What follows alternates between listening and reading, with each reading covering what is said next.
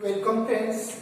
Vibrant academy science मध्ये पुन्हा एकदा सर्वांचं सहर्ष स्वागत. लास्ट पिरियडला आपण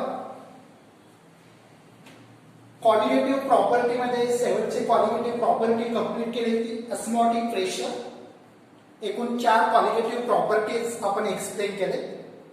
देन ह्या क्वालिटेटिव्ह प्रॉपर्टीच्या बेसवर शेवटचा पॉइंट आपल्याला ह्या टॉपिक मध्ये बघायचे, that is went Hoff factor I.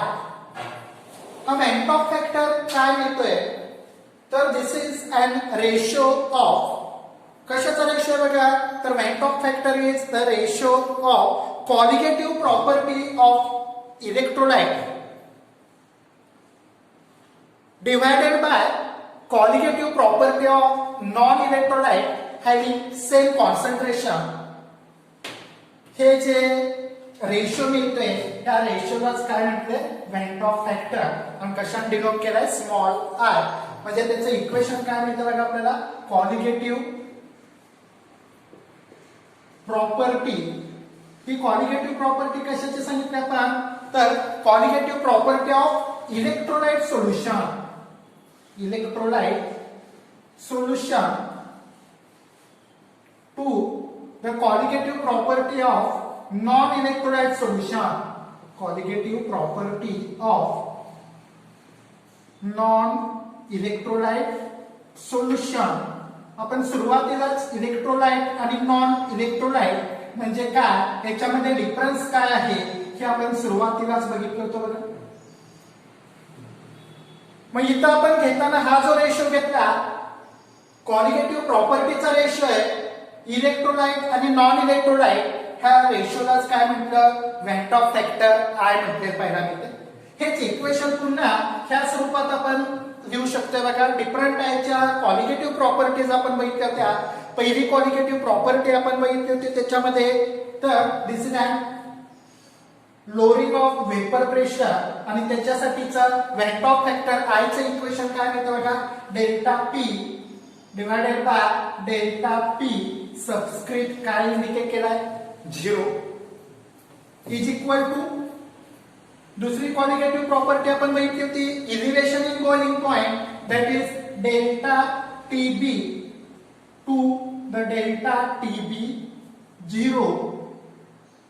तिसरी क्वालिटेटिव्ह प्रॉपर्टी एक्सप्लेन केली होती डिप्रेशन इन फ्रीजिंग पॉइंट. ह्याच्यावरती काय मिळतं बघा delta T F to the delta T F 0. आणि लास्ट आपण बघितलं होतं osmotic pressure pi to the pi 0. तर ह्या पद्धतीने आपल्याला हा रेशो जो मिळणार आहे आयदर ती लोअरिंग ऑफ वेपर प्रेशर असेल, इलिव्हेशन बॉइलिंग पॉइंट असेल किंवा डिप्रेशन फ्रीजिंग पॉइंट असेल किंवा ऑस्मोटिक प्रेशर असेल, इलेक्ट्रोलाइट आणि non electrolyte solution same concentration आपण घेतलं तर त्या दोघांचा रेशो त्यालाच आपण काय म्हटलं वेंट ऑफ फॅक्टर आय म्हटले पॅरामीटर. त्याच्यामध्ये जर आपण बघितलं तर वरच्या साईडला ज्या व्हॅल्यू दाखवल्या this is an qualitative property value for electrolyte आणि जे आपण सबस्क्रिप्ट 0 यूज केला ते कशासाठी तर indicates the qualitative properties of non electrolyte. आणि मग त्याच्यावरून आणखी हा वेंट ऑफ फॅक्टर आय साठी आणखी एक इक्वेशन आपल्याला काय मिळतं बघा, van't Hoff factor I is equal to actual moles of particles in solution after dissociation. काय मिळतं बघा actual moles of particles after dissociation in solution. बघा ऍक्च्युअल मोल्स ऑफ पार्टिकल्स म्हणजे पार्टिकलचे तयार झालेले मोल कधी तर डिसोसिएशन इन सोल्युशन म्हणजे तो जो इलेक्ट्रोलाइट आहे तो इलेक्ट्रोलाइट ज्यावेळेला आपण सॉल्व्हेंट मध्ये डिझॉल्व्ह करतो त्यावेळेला त्याचं काय होतं डिसोसिएशन. डिसोसिएशन होतं म्हणजे त्याचे आयन काय होणार एकमेकापासून सेपरेट झाले पहिला मिळतील आणि मग तिथं हे जे पार्टिकलचे मोल्स आपल्याला मिळतील actual moles of particles after dissociation in solution to the moles formula. बघा त्याला कशात डिवाइड केलंय moles formula unit of electrolyte moles formula unit dissolve in solution. म्हणजे तो जो सोल्युशन मध्ये आपण इलेक्ट्रोलाइट जो डिझॉल्व केला किती त्याचा फॉर्म्युला युनिट घेतला. Simple example, suppose sodium chloride हा आपला इलेक्ट्रोलाइट आहे त्याचा. मग त्याचे दोन फॉर्म्युला युनिट आपण काय केले, डिझॉल्व केले. We know that sodium chloride म्हटलं तर ह्याचा फॉर्म्युला युनिट काय मिळतो, NaCl. वॉटर मध्ये समजा आपण हा डिझॉल्व केला, it get dissociate to form Na+Cl-. म्हणजे एका फॉर्म्युला युनिट पासून दोन पार्टिकल्स तयार झाले, एक Na+ आणि एक Cl-. म्हणजे actual moles of particles after dissociation in solution किती असतील, 2 असतील. तर मोल फॉर्म्युला युनिट किती असेल, 1 असेल. कारण एक फॉर्म्युला युनिट पासून दोन पार्टिकल तयार झाले, म्हणजे इथं वेक्टर फॅक्टर कॅल्क्युलेट करताना आपल्याला पार्टिकलची संख्या डिसोसिएशन झाल्यानंतरची डिवायडेड बाय सुरुवातीला आपण तो जो इलेक्ट्रोलाइट आहे याचे किती फॉर्म्युला युनिट घेतले त्याची संख्या, हा रेशो म्हणजे काय असणार आहे, वेक्टर फॅक्टर I असेल. जसं सिंपल एक्झाम्पल सांगितलं, सोडियम क्लोराईडचा एक फॉर्म्युला युनिट घेतला आणि तो वॉटर मध्ये डिझॉल्व केला, तर moles formula unit dissolve in solution हा 1 असेल. तर number of particles after dissociation 2 असेल. हेच इक्वेशन वेक्टर फॅक्टर I जे आहे हे पुन्हा आणखी कशा पद्धतीने रिप्रेझेंट केलं बघा. Vector factor I is equal to formula of substance divide by observed molar mass of the substance. Formula of substance divided by, कशाने त्याला डिवाइड केले पहिला मी ते, observed molar mass of the substance. Observed molar mass of substance. आणि हा जो रेशो मिळतो त्या रेशोला काय म्हणायचं, वेक्टर फॅक्टर I म्हटले पहिला मिळते. They are also represented by M theoretical. आता बघा त्याच्यामध्ये थेरॉटिकल म्हणजे काय, ही टर्म कशासाठी वापरली पहिला मिळते. तर थेरॉटिकलचं मिनिंग जर आपण बघितलं तर त्याच्यामध्ये आपल्याला काय मिळणार आहे बघा. M थेरॉटिकल म्हणजे थेरॉटिकल आपण एखादा फॉर्म्युला आपण घेतला आणि त्या फॉर्म्युलाचं जे मोलार मास आपण थेरॉटिकली कॅल्क्युलेट करतो, that is called as M theoretical, that is molar mass theoretically जे मिळते ते. आणि M ऑब्झर्व्ड म्हणजे काय, तर करस्पॉन्डिंग जे मोलार मास आपल्याला एक्सपेरिमेंटली मिळणार आहे, this is an M observed, that is molar mass observed असेल. According to that M theoretical simple example बघा. समजा आपण सोडियम क्लोराईड घेतला, तर सोडियम क्लोराईडचा M थेरॉटिकल म्हणजे थेरॉटिकल मास मोलार मास त्याचं कसं मिळेल आपल्याला, तर M theoretical for sodium chloride is equal to काय असणार आहे, तर ऍटॉमिक मास सोडियम किती आहे 40 प्लस ऍटॉमिक मास क्लोरीन किती आहे 35.5. आणि मग आपल्याला इथं जे करस्पॉन्डिंग मास मिळणार आहे that is 75.5. This is an theoretical molar mass of sodium chloride असेल. आणि तेच मोलार मास ज्या वेळेला आपण क्वालिटेटिव्ह प्रॉपर्टीच्या सहाय्याने डिटरमाइन करणार आहे ते म्हणजे ऑब्झर्व्ड मोलार मास असले पहिला मिळतं. तर ह्या दोघांचा रेशो जो आहे तो रेशो म्हणजेच काय असणार आहे, तर this ratio is nothing but the vector factor I ची व्हॅल्यू असते पहिला मिळतं. आता बघा बेसिकली आपण जर बघितलं तर जनरली नॉन इलेक्ट्रोलाइट जर असेल सोल्यूट तर त्याच्यासाठी वेक्टर फॅक्टर I ची व्हॅल्यू जी मिळणार आहे ती 1 मिळते बघा. फॉर नॉन इलेक्ट्रोलाइट जो आहे हा नॉन इलेक्ट्रोलाइट आपण घेतला तर त्याच्यासाठी vector factor I is equal to always 1 असेल. अँड फॉर इलेक्ट्रोलाइट जर बघितला तर ह्या इलेक्ट्रोलाइट साठी जी आपल्याला करस्पॉन्डिंग व्हॅल्यू मिळणार आहे वेक्टर फॅक्टरची for electrolyte I is always greater than 1. ती व्हॅल्यू 1 पेक्षा कशी असेल, जास्त असेल. कारण का बघा, नॉन इलेक्ट्रोलाइट म्हटलं तर तो सोल्युशन मध्ये डिसोसिएट होणार नाही आणि त्यामुळे मगाशी आपण बघितले त्याचे जेवढे number of moles formula unit आपण घेणार आहे तेवढे मोल आहे तसेच सोल्युशन मध्ये राहतात. It cannot be dissociate. म्हणजे बघा इथं आपण वेक्टर फॅक्टर I साठी काय सांगितलं, actual moles of particles after dissociation in solution. For example बघा urea, this is a non electrolyte. समजा युरियाचे आपण काय केले 5 मोल फॉर्म्युला युनिट डिझॉल्व केले. बघा युरियाचे किती 5 मोल्स फॉर्म्युला युनिट डिझॉल्व केले.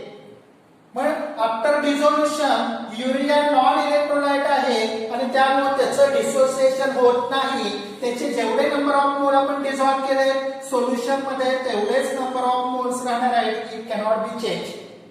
म्हणजे युरियाचे 5 मोल घेतले तर सोल्युशन मध्ये 5च मोल राहिले. म्हणजे actual moles of particles after dissociation ही संख्या as well as moles formula unit dissolve in solution ही संख्या ही इक्वल असेल. कुणाच्या बाबतीत नॉन इलेक्ट्रोलाइटच्या बाबतीत. म्हणजे ऍक्च्युअल पार्टिकल 5 झाले, मोल्स डिझॉल्व केलेले सुद्धा 5 झाले आणि त्यामुळे नॉन इलेक्ट्रोलाइटचा वेंटॉफ फॅक्टरची व्हॅल्यू किती मिळणार आहे 1 मिनिट. मात्र ती जर आपण इलेक्ट्रोलाइटच्या बाबतीत जर बघितलं तर we know that electrolyte is always dissociate in solution. आणि त्यामुळे तिथं काय होतं इलेक्ट्रोलाइट जर सोल्युशन मध्ये डिसोसिएट होत असेल तर वेंटॉफ फॅक्टरची व्हॅल्यू आपल्याला चेंज झालेली पाहायला मिळते which is greater than 1.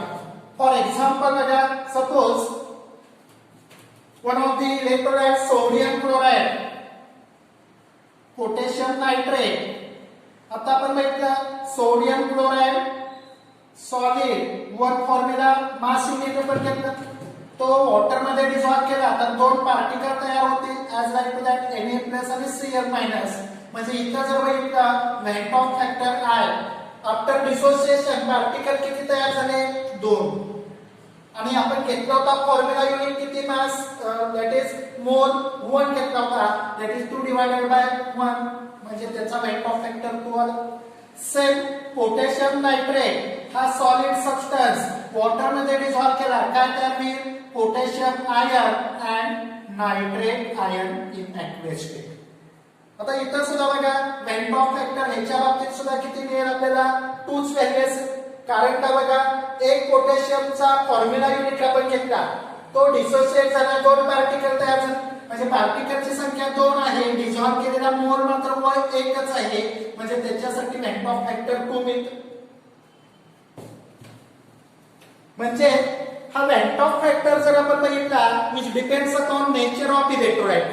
दुसरे एक्झाम्पल बघा त्याच्यामध्ये सेकंड एक्झाम्पल मिळते बघा सोडियम सल्फेट.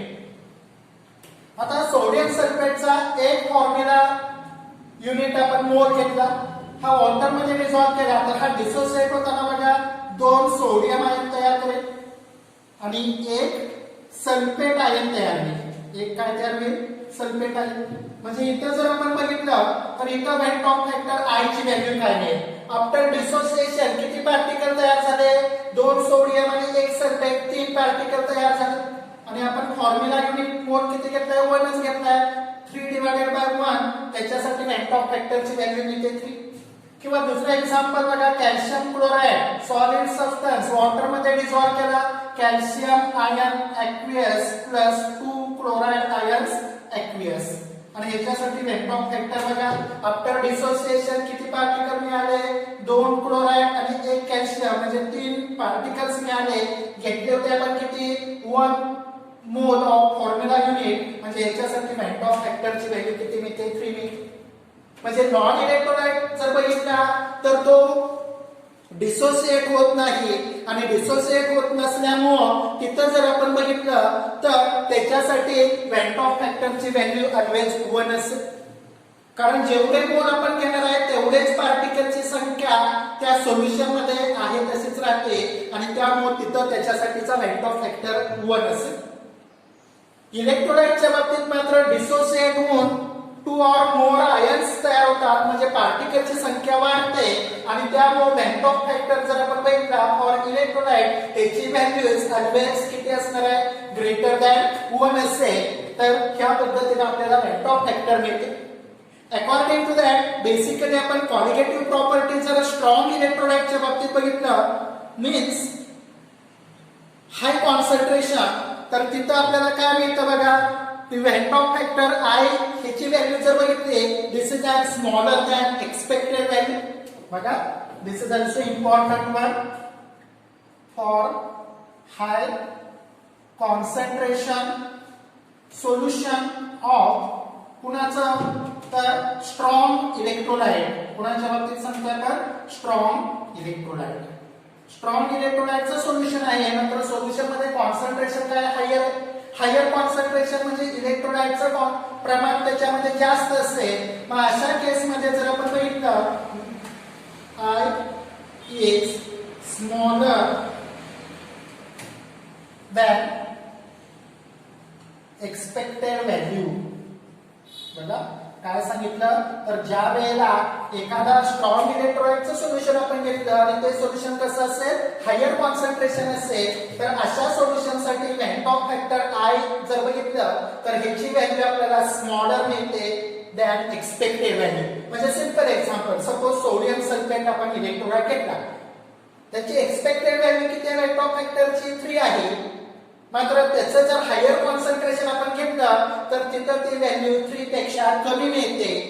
किंवा सिंपल एक्झाम्पल सोडियम क्लोराईड आपण घेतला, दिस इज ऑल्सो स्ट्रॉंग इलेक्ट्रोलाइट आणि मग अशा स्ट्रॉंग इलेक्ट्रोलाइटचं हायर कॉन्सन्ट्रेशनचं सोल्युशन आपण तयार केलं आणि त्याच्यामध्ये त्याचा वेंटॉक फॅक्टर मेजर केला, एक्सपेक्टेड व्हॅल्यू 2 आहे. मात्र त्याची व्हॅल्यू मिळताना आपल्याला 2 पेक्षा कमी मिळते. कारण का in high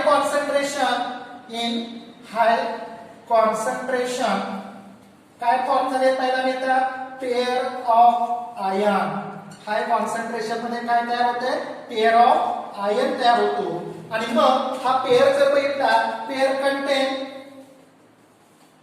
either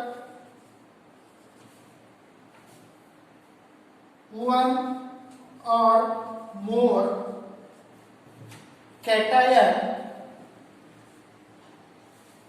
and vice versa for anion. म्हणजे काय बघा ज्या वेळेला हायर कॉन्सन्ट्रेशन असतं त्यावेळेला तिथं काय झालं पहिला मिळतं इलेक्ट्रोलाइटचं प्रमाण जास्त आहे सोल्युशन मध्ये इलेक्ट्रोलाइटचं प्रमाण जास्त आहे आणि त्यामुळे तिथं काय झालं तर आयनची संख्या वाढली. पहिला आयनची संख्या वाढली तर तिथं आयन पेअर तयार होतो. आयन पेअर म्हणजे काय तर त्याच्यामध्ये पॉझिटिव्ह आणि निगेटिव्ह आयन असते. दॅट इज पॉझिटिव्ह आयनला आपण कॅटायन म्हणतो, निगेटिव्ह आयनला काय म्हणतो अनायन. मग ह्या पॉझिटिव्ह निगेटिव्ह मध्ये काय होतं इलेक्ट्रोस्टॅटिक फोर्स ऑफ अट्रॅक्शन असले पहिला मिळतो आणि त्या फोर्स ऑफ अट्रॅक्शन हे आयन जवळ येतात. मग ह्या आयन पेअर मध्ये काही वेळेला कॅटायन एक असेल किंवा एकापेक्षा जास्त कॅटायनची संख्या असेल किंवा व्हाईस वर्सा म्हणजे अनायन एक असेल किंवा एकापेक्षा जास्त अनायन असेल. सिंपल एक्झाम्पल बघा सपोज कॅल्शियम क्लोराईडचं सोल्युशन आहे. मात्र कॅल्शियम क्लोराईडचं सोल्युशन जर आपण बघितलं तिथं आयन पेअर तयार होताना कसा तयार होईल तर कॅटायन एकच असेल कोणता कॅल्शियम आयन. मात्र एका कॅटायन बरोबर ह्या कॅटायनवर चार्ज किती आहेत 2 पॉझिटिव्ह चार्ज आहेत. म्हणजे ते बॅलन्स होण्यासाठी तिथं 2 निगेटिव्ह चार्ज लागतील. आणि क्लोरीन जर बघितला तर ह्या क्लोरीनवर एकच निगेटिव्ह चार्ज आहे. ह्याचा अर्थ एक कॅटायन कॅल्शियम आयन जो आहे ह्याच्या बरोबर पेअरिंग साठी 2 क्लोराइड आयन अनायन लागतील आणि त्याच्यातून हा आयन पेअर तयार होतो, एक कॅटायन आणि 2 अनायन. किंवा दुसरं एक्झाम्पल बघा सोडियम सल्फेटचं सोल्युशन आहे. इथं आयन पेअर तयार होताना तिथं कसा तयार होणार आहे तर सोडियमवर एकच पॉझिटिव्ह चार्ज आहे. नंतर सल्फेट कॅटायन अनायन जो आहे ह्याच्यावर 2 निगेटिव्ह चार्ज आहे. 2 निगेटिव्ह चार्ज बॅलन्स होण्यासाठी 2 पॉझिटिव्ह चार्ज लागतील आणि मग ह्या सल्फेट बरोबर तिथं 2 सोडियम आयन हे अट्रॅक्ट झाले पहिला मिळते. आणि म्हणजे इथं कॅटायनची संख्या 2 असेल अनायन 1 असेल. इथं उलट असेल कॅटायन 1 असेल अनायन 2 असेल. आणि त्यामुळं ह्यांचं काय झालं तर हा आयन पेअर तयार झाल्यामुळं एक्सपेक्टेड जेवढे पार्टिकल मिळायला पाहिजे त्याच्यापेक्षा पार्टिकलची संख्या कमी झालेली पाहायला मिळते. आणि त्यामुळं त्यांच्या बाबतीत वेंटॉक फॅक्टरची व्हॅल्यू जेवढी मिळायला पाहिजे त्याच्यापेक्षा ती व्हॅल्यू कमी मिळणार आहे. कारण आयन पेअर मध्ये हे आयन एकमेकांबरोबर अट्रॅक्ट झाल्यामुळं पार्टिकलची संख्या कमी झालेली पाहायला मिळते. मात्र हे कधी घडून येतं तर ज्या वेळेला ते सोल्युशन कसं असेल हायर कॉन्सन्ट्रेशनचं असेल ऑफ अ स्ट्रॉंग इलेक्ट्रोलाइट आणि मग ह्यांच्या बाबतीत जर आपण बघितलं तर एक्सपेक्टेड जी वेट ऑफ फॅक्टरची व्हॅल्यू मिळायला पाहिजे क्वालिटेटिव्ह प्रॉपर्टीची ती व्हॅल्यू आपल्याला स्मॉलर मिळते due to decrease in number of particle. म्हणजे नंबर ऑफ पार्टिकल कसे डिक्रीज झाले? Formation of ion pair. कशामुळं? Ion pair. आणि आयन पेअर आत्ताच आपण सांगितलं आयदर त्याच्यामध्ये एक किंवा एकापेक्षा जास्त कॅटायन असेल किंवा एक किंवा एकापेक्षा जास्त अनायन असेल आणि त्यामुळे पार्टिकलची संख्या कमी झाली आणि त्यामुळे वेट ऑफ फॅक्टर आय ची व्हॅल्यू एक्सपेक्टेड पेक्षा कमी मिळते. तर this is van't Hoff factor I. I hope you हा वेट ऑफ फॅक्टर तुमच्या लक्षात आला असेल.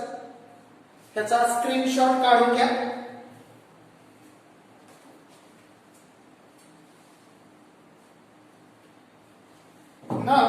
हा जो वेट ऑफ फॅक्टर आय मिळतोय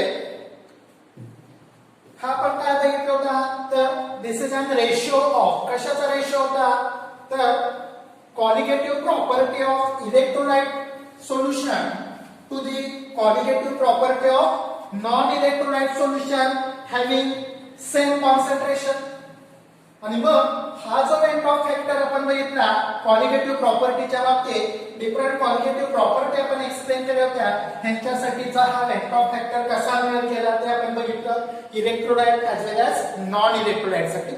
नाउ नेक्स्ट पॉइंट आपल्याला ह्या वेट ऑफ फॅक्टरच्या बेसवर मिळतोय modification of expression of colligative properties. बघा नेक्स्ट पार्ट काय बघायचे आपल्याला मॉडिफिकेशन. कशाचं मॉडिफिकेशन बघतोय आपण तर expression of qualitative property. Modification of expression of qualitative properties. आता क्वालिटेटिव्ह प्रॉपर्टीज जे आपण डिफरंट बघितल्या ह्यांच्या एक्सप्रेशन मध्ये मॉडिफिकेशन केलेलं पहिला मिळते on the basis of van't Hoff factor I. This expression for qualitative properties जे आपण सुरुवातीला ज्या क्वालिटेटिव्ह प्रॉपर्टीज एक्सप्लेन केल्या ह्या नॉन इलेक्ट्रोलाइट सोल्युशन साठी एक्सप्लेन केल्या होत्या. म्हणजे त्या सोल्युशन मधला जो इलेक्ट्रोलाइट होता हा नॉन इलेक्ट्रोलाइट होता.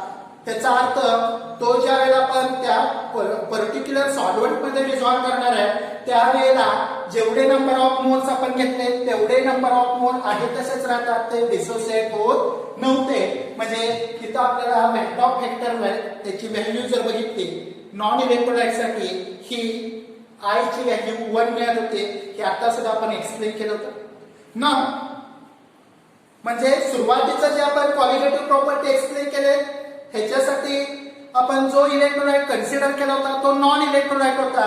मग तेच जे एक्सप्रेशन आहे ते एक्सप्रेशन आपण मॉडिफाय करतोय आणि ऍप्लिकेबल फॉर इलेक्ट्रोलाइट सोल्युशन. म्हणजे हे जे मॉडिफाय केलेले एक्सप्रेशन असेल क्वालिटेटिव्ह प्रॉपर्टीचं ऍप्लिकेबल फॉर कुणासाठी यूज करणार आपण ऍप्लिकेबल फॉर इलेक्ट्रोलाइट सोल्युशन. कारण इलेक्ट्रोलाइट सोल्युशन जर आपण बघितला तर तिथं आपण बघितलं होतं त्याच्या वेट ऑफ फॅक्टरची व्हॅल्यू ही ऑलवेज ग्रेटर दॅन 1 असते पहिला मिळते. नाव अकॉर्डिंग टू दॅट पहिलं एक्सप्रेशन मिळते आपल्याला lowering of vapour pressure. Lowering of vapour pressure आणि त्याच्यासाठी आपण पहिलं इक्वेशन बघितलं होतं delta P is equal to P10 into x2. तेच मॉडिफाय केले delta P is equal to I into P10 into x2. ह्याच्यामध्ये I म्हणजे आताच आपण बघितलं this is an van't Hoff factor for electrolyte solution. P10 म्हणजे काय होतं vapour pressure of pure solvent आणि x2 म्हणजे काय असेल मोल फ्रॅक्शन ऑफ सोल्यूट असेल. हेच इक्वेशन पुन्हा आपण रिअरेंज केलं होतं that is equal to I into काय मिळत होतं delta P is equal to derivation आपण शेवटी डिराइव्ह केलं होतं W2 into M1 divide by M2 into W1. This is an first expression for qualitative property lowering of vapor pressure.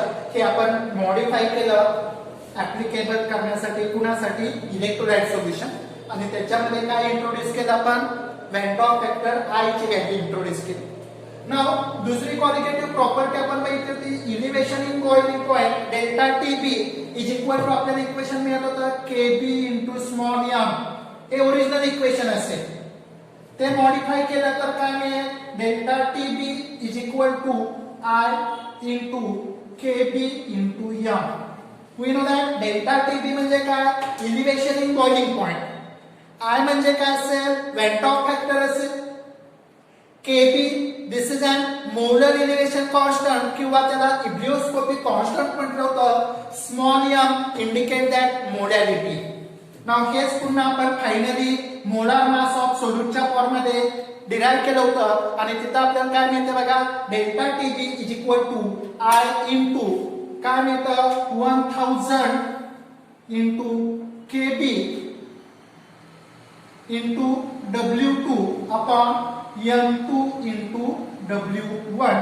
ह्या पद्धतीने आपल्याला ते इक्वेशन मिळत होतं.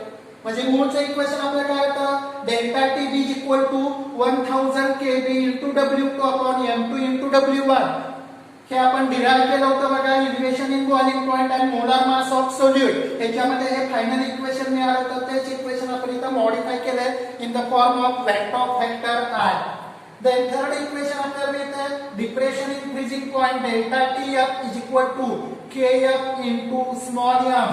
Delta TF depression in freezing point असेल. KF म्हणजे काय मिळालं होतं मोलर डिप्रेशन कॉन्स्टंट किंवा त्याला आपण क्रायोस्कोपिक कॉन्स्टंट म्हणत होतो आणि small m indicate that molarity of the solution. मग हेच इक्वेशन पुन्हा आपण मॉडिफाय करतो या फॉर्म मध्ये delta TF is equal to I into KF into M is equal to final equation आपण डिराइव्ह केलं होतं डिप्रेशन इन फ्रीजिंग पॉइंट आणि मोलार मास ऑफ सोल्यूट. त्याच्यासाठी काय मिळालं होतं 1000 KF into W2 upon M2 into W1. तर हे मॉडिफाय केलेले इक्वेशन मिळेल I into ह्या स्वरूपात. आणि शेवटची क्वालिटेटिव्ह प्रॉपर्टी आपण बघितली होती osmotic pressure pi is equal to. Osmotic pressure pi साठी काय इक्वेशन मिळते MRT दॅट इज तेच मॉडिफाय केलं pi is equal to small i MRT is equal to. तेच इक्वेशन आपण पुन्हा कसं रिप्रेझेंट केलं होतं बघा शेवटचं डेरिव्हेशन आपण बघितलं होतं W2 RT upon M2 into V. तर ह्या स्वरूपात आपल्याला हे चारही क्वालिटेटिव्ह प्रॉपर्टीच्या बाबतीत हे मॉडिफाय एक्सप्रेशन मिळते फॉर अन इलेक्ट्रोलाइट सोल्युशन. म्हणजे आपण सुरुवातीला ह्या चारही क्वालिटेटिव्ह प्रॉपर्टी डिराइव्ह केल्या होत्या एक्सप्लेन केल्या होत्या त्यांचे इक्वेशन. मात्र ते कुणासाठी होते तर नॉन इलेक्ट्रोलाइट सोल्युशन. आता आपण जे वेंटॉप फॅक्टर आय जो डिटरमाइन केला होता त्याच्या बेसवर हेच इक्वेशन पुन्हा आपण काय केले मॉडिफाय केले फॉर इलेक्ट्रोलाइट सोल्युशन. आणि इलेक्ट्रोलाइट सोल्युशन साठी तेच आहे तेच इक्वेशन आहे फक्त याच्यामध्ये काय इंट्रोड्यूस झालाय वेंटॉप फॅक्टर आय इंट्रोड्यूस झाले पहिला मिळतोय आणि हे कुणासाठी ऍप्लिकेबल असतील इलेक्ट्रोलाइट सोल्युशन साठी. तर हा मॉडिफाय केलेला क्वालिटेटिव्ह प्रॉपर्टीचे जे एक्सप्रेशन्स आहेत फॉर इलेक्ट्रोलाइट सोल्युशन तुमच्या लक्षात आले असेल. ह्याचा स्क्रीनशॉट काढून घ्या आणि आपल्या चॅनलला सबस्क्राईब करा. Now stop here. थँक्यू.